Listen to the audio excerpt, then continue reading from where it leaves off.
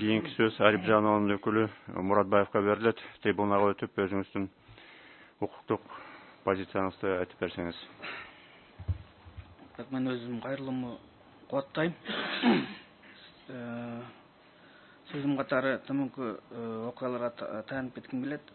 Кыргыз Республикасынын алгачкы эгемендүүлүгүнөн бери биринчи жолу кабыл алган конституциясына ылайык биринчи жолу жеке менчик укугу таанылган. Бирок жеке менчик укугу таанылганы менен 5 май 93 жылдагы конституцияга ылайык жерге болгон жеке менчик укугу али болсо таанылы элек болчу. Ал жерге болгон укугу сатылууга же белекке берүүгө тыюу салынган нормалар менен чектелген. Бирок адамзат өнүгүп өткөн, аны менен кошо укуктук мамилелер дагы, адамзаттын ортосундагы коомдук мамилелер дагы татаалдашканына байланыштуу мыйзамдар дагы өзгөртүлүп өткөн. Арадан 4 жыл өткөндөн кийин 98-жылы бул конституцияга өзгөртүү кирип, ал конституцияны өзгөртүүгө ылайык Кыргыз Республикасынын жарандарына жерге болгон менчик укугу таанылган. Бирок айта кетер нерсе, жерге болгон менчик укугу абсолюттук менчик укугун берген эмес. Ал кандайдыр бир жер мыйзамдарына ылайык чектөөлөр менен берилген. Тагыраак айтканда, максаттуу пайдалануу деген түшүндүрмө багыттар менен чектелген. Бирок ошого карабастан, абсолюттук менчик укугу ыйгарылбаганына карабастан, азыркы күндө соттук отурумда биз ушул чектелген менчик укугун дагы жетишээрлик деңгээлде коргой албай атабыз. Ага жогорку сот отурумда сот тарабынан доклад кылып кеткен мыйзам нормасы бизге тоскоолдук кылып атат. Ал эми биздин конституциябызда көрсөтүлүп атат, Кыргыз Республикасынын жарандары, Кыргыз Республикасында бул укуктук верховенство закона деп коет. Укук бийик туруш керек. Анан укукту сактаганыбыздан кийин биздин өзүбүздүн мамлекеттүүлүгүбүз ошону менен ишке ашырылат деп. Бизге мындай Конституциялык палатага жогорудагы карылуубуз менен кайрылышынын негизи болуп, бир канча соттук отурумда ушул Кыргыз Республикасынын административдик процесстик кодексинин 71-статьясынын бирок 3 жылдан кем эмес убакытта каралыш керек экен, мыйзамдуу күчүнө кирген сот актысы деген жобо Арип Жанованын доогер катары ишке арыз менен кайрылган процессуалдык укуктарын чектеп коюп атат. Анткени Кыргыз Республикасынын конституциясынын талабына ылайык адам укуктарын коргоо үчүн адам сотко кайрылган учурда эч кандай чектөө белгиленбесин, андай укуктар конституцияга каршы келет деген нормага таянуу менен биз кайрылып атабыз. Соттун биринчи, экинчи, үчүнчү инстанциялары ушул норма боюнча өздөрүнүн түшүнүгү катары бул орусча айтканда пресекательный, кесе айтылган норма деп айтылып атат. Бул норма мөөнөтү калыбына келтирилбейт. Ал калыбына келтирүү жөнүндөгү кайрылуусу негизсиз. Бул кесе эле бул норманын негизинде эле ал жаңы жагдай барбы же жокпу, аны изилдебестен туруп эле ушул мөөнөттүн эле 3 жылдык мөөнөткө таянып туруп эле биздин арызыбызды канааттандыруусуз калтырып атат. Эми бул нормага административ процесстик кодексинин 271-жыл статьясынын беренесиндеги бирок 3 жылдан кем эмес мөөнөттө кайрылыш керек деген каралууга жаккан мыйзамдуу күчүнө кирген сот актысы деген. Бул болгону бир административдик процессуалдык кодексте эле гана каралган.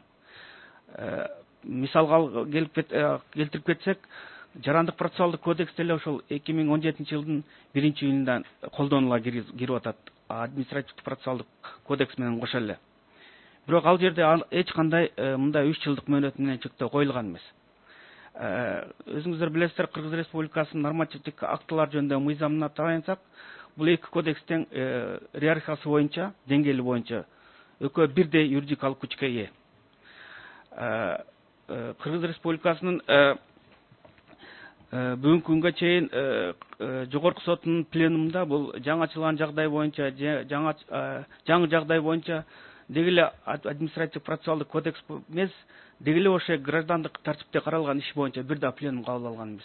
Өзүңүздөр билесиздер, Кыргыз Республикасынын жогорку соту жана жергиликтүү соттор жөнүндө мыйзамында көрсөтүлгөн. Кыргыз Республикасынын Жогорку сотунун пленуму бул процессуалдык нормаларды пайдалануудагы практикаларга чечмелерди киргизе турган полномочиясы бар. Ал боюнча дагы мен карап изилдеп тактап көрдүм. Деги эле бир андай чечмелөө же толкование, судебный толкование деген жок экен. Эч кандай сотторго өзүмдүн ушул Арып Жанованын кызыкчылыгына коргон жактоочу катары ушул укуктары бузулуп атат. Бул боюнча Конституциялык палатага запрос кылып бериңиздер деп дагы өтүнүч менен соттун 2-нчи станциясында Ош областык сотунун административ жана экономикалык иштер боюнча соттук коллегиясына кайрылгам. Анда канааттандыруусуз калтырып, дароо ушул нормага таянып, ишти кароону оңой жолун чечүү, оңойлоштурулган жол менен чечүү максатында соттук отурумду тез аяктоого жетишти да.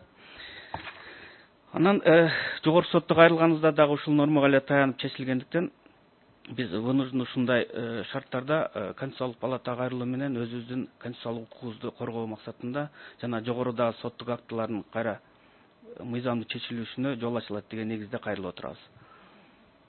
Болду? Болду. Рахмат. Отуруңуз.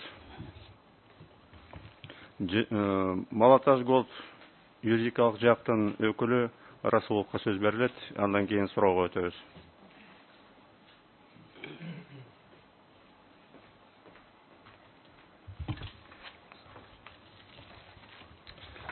Уважаемые судебные коллеги, уважаемые участники процесса, я поддерживаю доводы предыдущей обращающей стороны и хотел бы конкретно отметить обстоятельства, как мы считаем, уважительности и обоснованности, в данном случае обоснованности поданного нами ходатайства.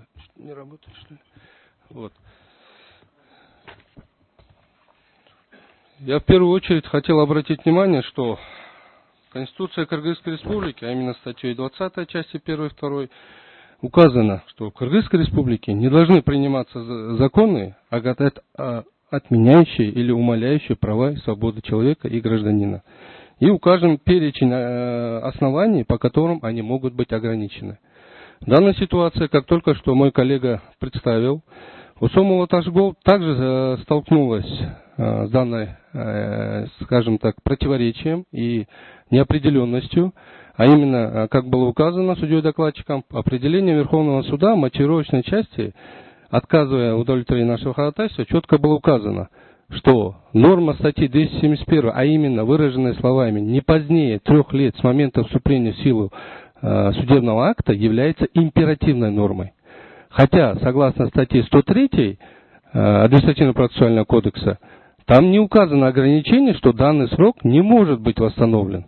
Но с учетом того, что определение Верховного суда является окончательным и обжалованию не подлежит, мы решили обратиться только в Конституционную палату, это орган, который может только рассмотреть вопрос соответствия или несоответствия, то есть и устранить неопределенность.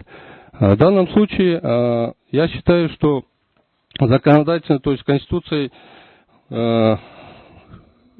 я считаю, что указано то, что пунктом 3 и 8 части 5 статьи 20, что не подлежат никакому ограничению установленного настоящей Конституцией права. В данном случае пунктом 3 на повторное рассмотрение дела вышестоящим судом. Ну а также пункт 8 на судебную защиту. В данном случае ни Малатаж Голд, ни другие граждане или юридические лица не могут предугадать, что данное обстоятельство, вновь открывшееся или новое, может возникнуть до истечения 3-летнего срока, указанного законодателем. В данном случае Малатаж Голд столкнулась с обстоятельством, когда это обстоятельство, как вновь открывшееся, возникло после истечения 3-летнего срока. Соответственно, мы считаем, что раз законодатель с 1 июля 2007 года вынес вышеуказанный кодекс, а в данном случае Гражданский процессуальный кодекс, как мой коллега сказал, они практически, можно сказать, законодатель разграничил, но ранее это было в рамках ГПК рассматривались и административные дела. Там в статье 376 этого нету, данной нормы. То есть в данном случае, возможно, разработчики, когда данный кодекс разрабатывали, процессуальный кодекс, может, не обратили внимания, что граждане и юридические лица, подавая в суд за защитой своих прав, могут столкнуться именно с данной неконституционной нормой. В данном случае, как мы, обращающая сторона, так и предыдущая обращающая сторона, в данном случае мы конкретно столкнулись с данным обстоятельством. И также с этим обстоятельством могут столкнуться ряд других граждан Кыргызской Республики, которые обращаются в суд за защитой своих прав, установленных Конституцией Кыргызской Республики. Поэтому в данном случае мы считаем, что Конституционная палата, то есть судебная коллегия, должна устранить данную неопределенность, направленную исключительно для защиты прав и законных интересов граждан и организаций юридических лиц Кыргызской Республики. Поэтому я прошу удовлетворить данное ходатайство. И в данном случае, судебная коллегия, хочу отметить, что мы в ходатайстве, я указывал, что мы не говорим о неконституционности всей нормы статьи, здесь вышеуказанной статьи Административного процессуального кодекса. Мы говорим о неконституционности именно выражении, гласящее словами, но не позднее 3 лет с момента вступления в силу, законную силу судебного акта.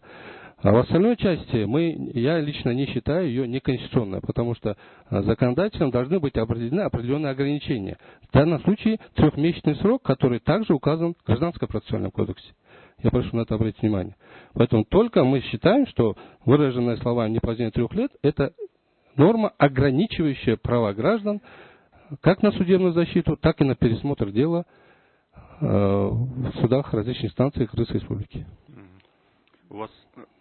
Да, у меня все. Рахмат. Анда отырыңыз.